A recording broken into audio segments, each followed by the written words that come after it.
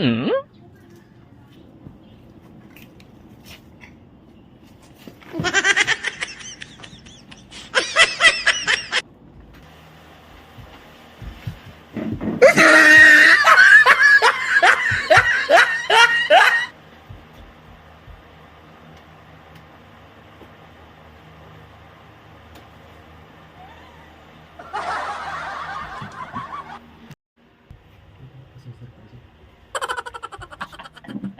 Yung Happy Valentine's ko nakasama ko ito bulaklak ko.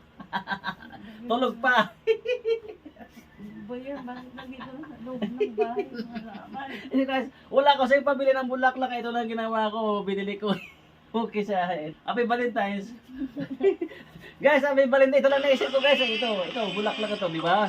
So, kanan yung bulaklak kasi natutuyot doon yan. Ito, habang buhay ito, lifetime to na buhay yung pag-ibig ko sa kanya. Ito, bulaklak na bigay. Gift ko sa kanya, di ba, guys? O, di ba? Sarap. Di ba? O, mayroon pang mga guys, o.